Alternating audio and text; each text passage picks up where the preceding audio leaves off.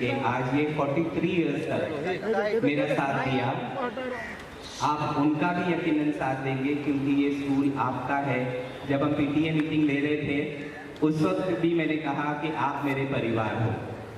मुझे नहीं मालूम था कि एनुअल डे से लेके आज अक्टूबर इमीडिएटली फिर 8 महीने में मुझे आपके सामने आना पड़ेगा। मीटिंग में आने से पहले मुझे बीएमसी की एक नोटिस मिली, इसी के लिए हम थोड़ा चर्चा कर रहे थे कि ये नोटिस के बारे में, क्योंकि एक्शंस इतने फास्ट हो रहे हैं कि 6 तारीख से लेके आज 13 तारीख है, एक हफ्ते के अंदर 5 डिपार्टमेंट्स ने स्कूल का इंस्पेक्शन किया, नोटिसेस बन गई और आज हम तक पहुंच भी गई। तो अथॉरिटीज़ ने बहुत स्वीटली काम किया, उनका भी हम शुक्रिया अदा करना चाहते हैं। सबसे पहले तो जो आज अपन मीटिंग करने जा रहे हैं, मेरी आप सबसे गुजारिश है कि ये मीटिंग बहुत ही शांतिपूर्वक होगी, क्योंकि आज स्कूल में 1981 से लेके या 92-93 से जब मैंने सोशल काम शुरू किया समाज को जोड़ने का, हमने ये कहा कि हम एकजुट रहेंगे, समाज में लॉ एंड ऑर्डर का प्रॉब्लम नहीं होगा, ऐसे कोई सोशल मीडिया पे पोस्ट नहीं डालेंगे जिससे किसी का भी कोई भी ये कर रहा हो या कोई भी करने की कोशिश कर रहा है, किसी का मन नहीं दुखना चाहिए। क्योंकि हम ये निषेध वगैरह इसके बहुत से फेवर में नहीं है, क्योंकि मैंने हमेशा अमन और शांति का काम किया है। हम ऐसा कोई भी सबको सलाह देंगे कि ऐसी कोई काम नहीं हो जिससे जो हमने इतने साल काम किया उसके ऊपर कोई दाग लगे।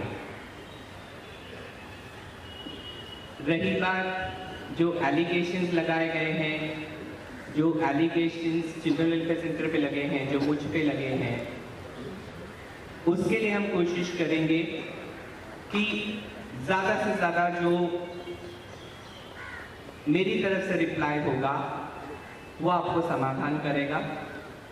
पब्लिकली शायद आज हम इस सिलसिले में, चाहे वो वीडियोस वायरल हो, मेरे खिलाफ एंटी पब्लिसिटी चले, प्रेस रिलीज आए या जिस भी प्रकार का कोई हरकत होगा, क्योंकि मैं आपको एक बात बताऊं, मैंने पिछले 6 महीने से देखा कि मुझे अलग अलग प्रकार से अटैक किया जा रहा है। एक इंस्टीट्यूशन जो पिछले 43 इयर्स से चलता है, जिसकी ना कोई एजुकेशन डिपार्टमेंट में या किसी की बिल्डिंग प्रपोजल डिपार्टमेंट में या एई मेंटेनेंस में बिल्डिंग प्रपोजल जो कि वेस्ट वार्ड है, या as a matter of fact जिन्होंने जगह ली है एई स्टेट में, आज तक एक भी कंप्लेंट नहीं हुई है। 6 महीने में ये सारी कंप्लेंट्स शुरू हुई है कि 43 इयर्स के बाद शायद हमारे कंप्लेनेंट्स के ध्यान में आया होगा कि ये स्कूल बराबर नहीं चलता है।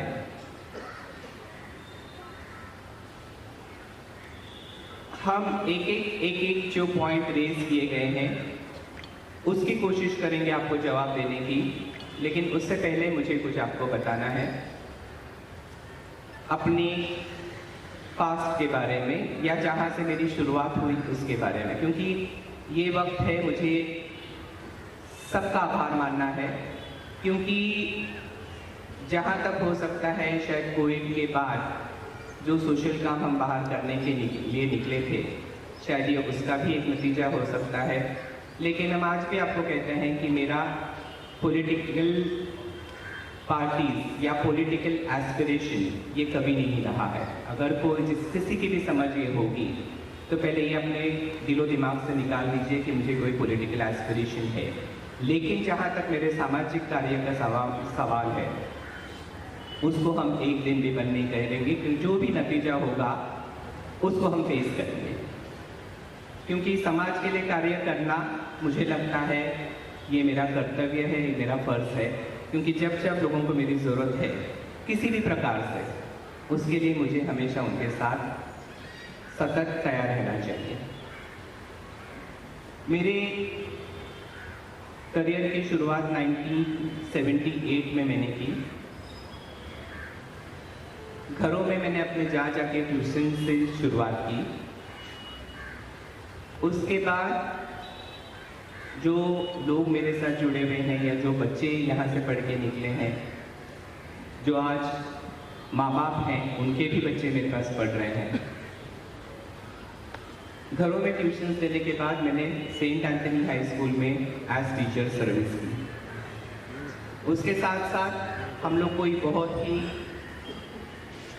अमीर घराने से नहीं आए थे। उसके साथ साथ हमने 1981 में पढ़ाने के बावजूद मैंने ट्यूशन क्लासेस खोले थे, जो आपको याद होगा वर्सोवा गांव में बेकरी के पास था, जो अजय कोचिंग क्लास के नाम से जाना जाता था। उसी के साथ साथ केजी स्कूल की शुरुआत हुई, जहां वो स्कूल 1981 में 30 बच्चों के साथ शुरुआत हुआ। इस सफ़र में 40 साल के सबसे पहले हम सभी पार्टियों का धन्यवाद कहना चाहेंगे। जितनी पॉलिटिकल पार्टीज थी, मुझे हर तरीके से उनसे सपोर्ट मिला। ऐसी कोई पार्टी नहीं थी जिन्होंने मुझे सपोर्ट नहीं किया, क्योंकि हर एक ने, बल्कि जब फंक्शन होता था या जब एनुअल डे होता था, तो आपको पता है लोग ये मिसाल देते थे कि अजय सर के प्लेटफॉर्म पे सभी पार्टियां हैं, चाहे वो कांग्रेस हो, शिवसेना हो, बीजेपी हो, ये सारे पार्टीज इकट्ठा होके एक मकसद के लिए आते थे। क्योंकि मुझे लगता है हर पार्टी का एक ही मकसद है कि एजुकेशन को कैसे बढ़ावा दे। तो मुझे लगता है एजुकेशन को बढ़ावा देने के लिए वो सब इकट्ठे आए और उन्होंने सभी ने मुझे मदद किया। मेरी शुरुआत करने से पहले हम नमन करना चाहेंगे लेट मोतीराम भावे साहब को, क्योंकि आज जो ये प्लॉट मिला है और आज जो ये इमारत आप यहाँ देख रहे हैं, ये सिर्फ उनकी मेहनत की वजह से है कि ये प्लॉट यहाँ पे मिला और आज ये स्कूल खड़ा हुआ है। हम उनका एहसान जिंदगी भर नहीं भूल सकते हैं। जब बात आई मेरे परमिशन की, रिकॉग्निशन की 1984 में, जब हम वर्सोवा गांव में थे, उस वक्त रिकॉग्निशन के लिए हमारे बीच हमारे पूर्व नगर सेवक याकूब मीमन जी है, उन्होंने मुझे बहुत हेल्प किया। बीजेपी के नगर सेवक जो थे, जिन्होंने हेल्प किया, जो अभी हैं, जो अब वो ऑनरेबल एमपी मनोज कोटक जी, उन्होंने मुझे हेल्प किया। आशीष शेलार जी जो एजुकेशन मिनिस्टर थे, उन्होंने यारी रोड का परमिशन देने के लिए मुझे मदद की है। उसके साथ साथ कई लोगों ने मुझे मदद की, क्योंकि आपको पता है कि जो अब जो बात चल रही है और जो एक मुद्दा है कि उसे डिमोलिशन किया जाए। 1981 में जब हम प्रिंसिपल बन के आए, तब उस वक्त मेरी उम्र 25 साल थी। आज हम 65 एज की उम्र में हैं। जब ये स्ट्रक्चर बना जो आप देख रहे हैं, तो इंस्टीट्यूशन जिसके ऊपर वाद विवाद खड़ा किया गया है कि यहाँ फेरीलैंड स्कूल चलता है, यहाँ केजी स्कूल चलता है। फेरीलैंड केजी स्कूल 1981 से चलता था। 1994 का हमारे ट्रस्ट का एक रेजोल्यूशन पास हुआ, क्योंकि आपको पता है कि जो केजी का जो बॉडी है, क्योंकि आपको एक बात याद रखना पड़ेगा कि जो 1981 में जो स्कूल बना था और 1984 में मुझे फर्स्ट रिकॉग्निशन मिला था बीएनसी से, उस रिकॉग्निशन को के पाने के बाद मसला ये था। मैं हादसा बोलता हूँ। कॉरपोरेशन ने जो मगरूरी दिखाई, पुलिस फौज ऐसे पद्धति से आए, इससे निषेध करने के लिए आज ये स्कूल बंद रखा सभी टीचरों ने। हम यहाँ के सभी लोक प्रतिनिधि उनको बुलाया, उसमें से मुझे भी निमंत्रण था। मैं यहाँ के सपोर्ट के लिए आया हूँ। ये 30 बरस पुराना चल रहा है ये CWC।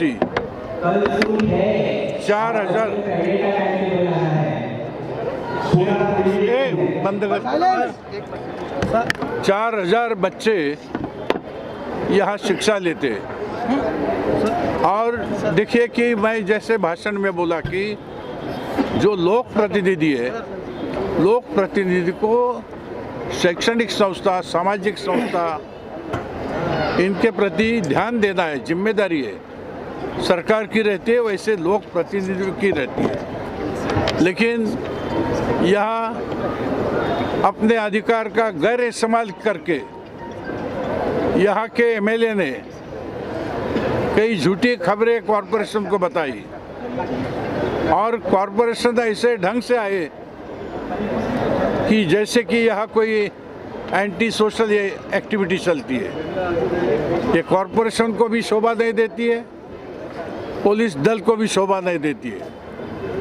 अगर कॉरपोरेशन को इतनी हिम्मत है, पुलिस को इतनी हिम्मत है, तो असामाजिक तत्व और अनऑथराइज्ड स्ट्रक्चर और अनऑथराइज्ड एक्टिविटी इस क्षेत्र में चलते इस पूरे मुंबई में, उसको रोकने का काम करे। इतना अधिकार जो आपके पास है तो उसका सही इस्तेमाल कीजिए, ताकि CW जैसी बहुत अच्छी संस्था 4,000 विद्यार्थियों को शिक्षा देने का काम गए 30 बरस करती है।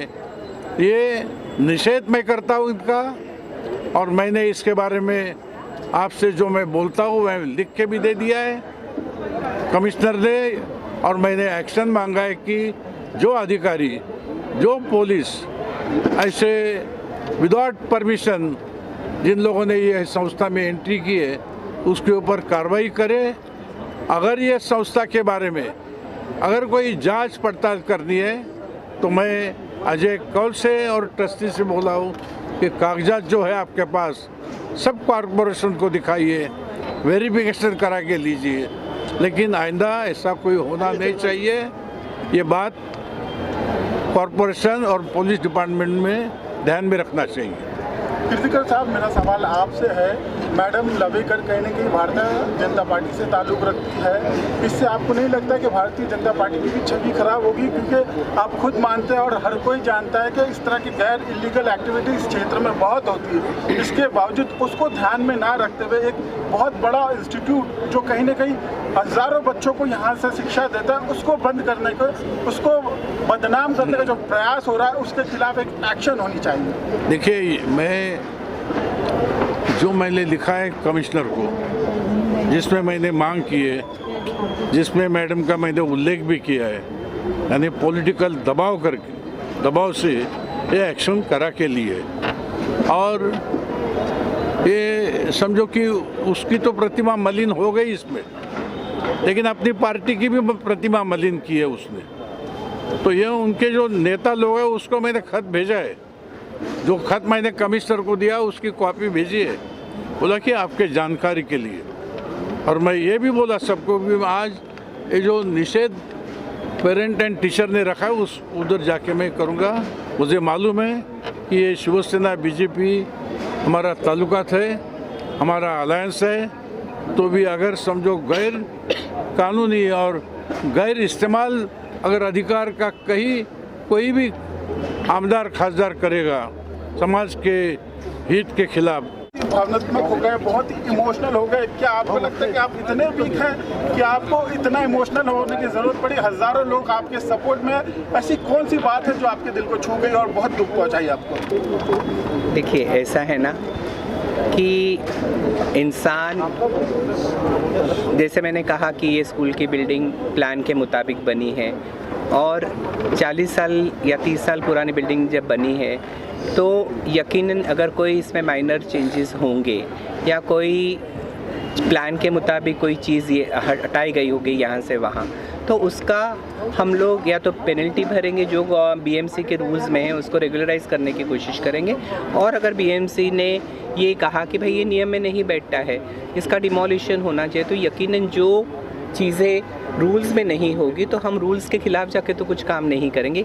यकीनन वो जो भी हमें कहेंगे ये नियम के बाहर है, उसका हम डिमोलिशन खुद करेंगे। दुख उस बात का नहीं है, या जितने एजुकेशनल इंस्टीट्यूशन पे उन्होंने इल्ज़ाम लगाए उसका भी मुझे दुख नहीं है, क्योंकि पिछले 42 सालों से BMC, state government, education department लगातार स्कूल के इंस्पेक्शन के लिए आता है, और इंस्पेक्शन साल में 2 बार होता है, 6-6 महीने में इंस्पेक्शन होता है। उसी प्रकार से जब हम लोग बिल्डिंग प्रपोजल में हम लोगों ने सीसी के लिए अप्लाई किया, तो उसके लिए या आईओडी पास होती है, उसके लिए बीएमसी अधिकारी आके बिल्डिंग का इंस्पेक्शन करते हैं। अभी वो कहते हैं कि ओसी नहीं ली गई है, तो अगर आप ऑनलाइन पे जाएंगे तो आप देखेंगे कि ओसी के लिए हमने ऑलरेडी अप्लाई किया है, लेकिन ओसी के कंप्लायंसेस इतने 30-32 होते हैं कि वो हमें कंप्लायंसेस पूरे करने पड़ते हैं। अभी 1-2 जो एनओसीज़ हैं वो आने के बाद हमें ओसी मिल जाएगी।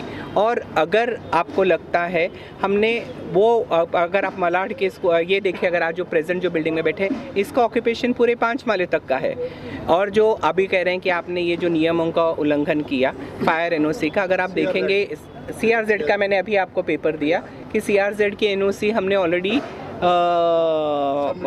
गवर्नमेंट ऑफ महाराष्ट्र से ली है। कहने का मतलब क्या है कि सीआरजेड का क्लैरिफिकेशन तो बीएमसी दे सकती है, क्योंकि उन्होंने परमिशन दिया है, उनको पता है कि नियम में क्या बैठता है। दुख उस चीज़ का नहीं है, दुख इस चीज़ का है कि जब आप बहुत सारे लोगों को खड़े करके अनोनिमस 40-50 कंप्लेंट डालते हैं और किसी के कैरेक्टर के ऊपर बोलते हैं, तो मुझे लगता है कि किसी को किसी के कैरेक्टर के बारे में बोलने का हक नहीं है। तो इस बात के लिए मुझे आज भी खेद और दुख है। सर, और एक चीज़ आपसे जानना चाहूँगा, इस सब की शुरुआत कब हुई उस बारे में कुछ बताइए हमें, क्योंकि हमने देखा है कि कुछ प्रेस कॉन्फ्रेंसेस आपने भारती जी के साथ भी किए हैं पास्ट में, तो अगर थोड़ा सा बताएं हमें। कई सारे कार्यक्रम में वो जुड़ी भी रही है। हमारी honourable MLA doctor Bharati Lavekar ji के साथ मेरे बहुत अच्छे संबंध रहे हैं। 2018 तक उन्होंने 2 बार मुझे honourable deputy chief minister government of Maharashtra Shri Devendra Fadnavis ji के हाथों अवार्ड 2 बार दिया। वो जब चीफ मिनिस्टर थे उस वक्त भी उन्होंने मुझे 2 साल लगातार अवार्ड दिया। एक बार उन्होंने मेरे पास उनका सर्टिफिकेट है जो उन्होंने साइन किया है। तो एक है कि उन्होंने मेरे एजुकेशन फील्ड में काम करने के लिए मुझे अवार्ड दिया उनके हाथों से, और दूसरी बार मेरे सामाजिक कार्यों के लिए मुझे अवार्ड दिया गया। ये लगातार 2 साल उन्होंने मुझे अवार्ड दिया। अब मुझे नहीं मालूम है कि 2019 तक तो हम बहुत अच्छे थे, क्योंकि मेरा ये मानना है कि अगर आप किसी को अवार्ड देते हैं, या मुझे जैसे महाराष्ट्र शासन ने 2002-03 में बेस्ट टीचर अवार्ड दिया, तो मेरी पूरी पुलिस वेरिफिकेशन हुई, या जो भी उनके प्रोसीजर है उन्होंने वेरिफिकेशन करके मुझे अवार्ड दिया। अब मुझे नहीं लगता है कि ये 4 सालों में मेरा कैरेक्टर इस बुढ़ापे में 65 ईयर्स के कैसे ख़राब हुआ, या ऐसी कौन सी इलीगैलिटी स्कूलों में नज़र आई जो 40 साल तक किसी को नज़र नहीं है। मैडम लवेकर जी के साथ बैठकर आप का ये कहना है कि सर एक्चुअल जो आपका सरकार के साथ एग्रीमेंट हुआ था उसमें 10 रुपीज़ ईयरली आपको फीस वसूल करना चाहिए। Now you are charging 70,000 to 1 lakh rupees. That is what is the point of contention. Once you say please read the agreement, I am supposed to admit 10% of the students recommended by the municipal corporation. It is not 10% fees. It is students which are recommended by the municipal corporation. That is 10%. And as per the Maharashtra State Act, and as per the Supreme Court orders, any educational institution, my fees is the most meager fees in this present institution as far as the locality is concerned, because I am catering to the underprivileged class of the society. As far as you are talking about CBSE schools, CBSE school has its training, its syllabus, its curriculum, its teaching aids, its smart board. So the fees are charged, and that is also permissible as per the Supreme Court orders. Sir, also कहा जा रहा है कि 1 rupees lease पे लिया गया था, उस बारे में अगर सर कुछ क्लियर। मैंने ऑलरेडी ये बात को बहुत डिटेल में क्लियर किया है कि 1 रुपी प्लॉट नहीं था जब मेरे को सैंक्शन किया गया था, उसकी रेट्स लगाए गए थे 300 रुपीज़ पर स्क्वायर मीटर, और चैरिटेबल ट्रस्ट होने के नाते उसका 10% उन्होंने कैलकुलेट किया। कैलकुलेशन के मुताबिक वो होता था 90,000 और 1,78,000 2 साल का ग्राउंड रेंट मैंने सिक्योरिटी डिपॉजिट बीएमसी को भरा। उसके बाद क्योंकि ये 2 प्लॉट 1035 और बाजू का प्लॉट इक्वली दिया गया था, तो हमको दोनों इंस्टीट्यूशन को 1 रुपया चार्ज किया गया था। और 1 रुपया चार्ज करने के बाद आप घड़ी घड़ी ये जो कह रहे हैं कि 1 रुपये में दिया गया था, हमारे यारी रोड के प्लॉट को उन्होंने 15,80,000 रुपया लगाया था, जो हमने लगातार भरा। बलाड के प्लॉट को उन्होंने 2,80,000 रुपीज़ लगाया, जो आज हर साल हम भर रहे हैं। और एक बात है ना कि 1 रुपया देने के बाद तो आप प्लॉट की बात करते हो, उसका कंस्ट्रक्शन, उसके टीचरों की पगार, उसके नॉन टीचिंग स्टाफ के पगार, उसका मेंटेनेंस, बच्चों का बेंचेस, डेस्क, स्मार्ट बोर्ड्स, या जो मुझे असेसमेंट बीएमसी लगाती है, जो मुझे टैक्सेस लगाती हैं, और जो इलेक्ट्रिसिटी बिल जो आज स्कूल का 2 लाख के करीब है महीने का, तो मुझे नहीं लगता कि वो 1 लाख रुपए में इंक्लूसिव है। ठीक है, थैंक यू।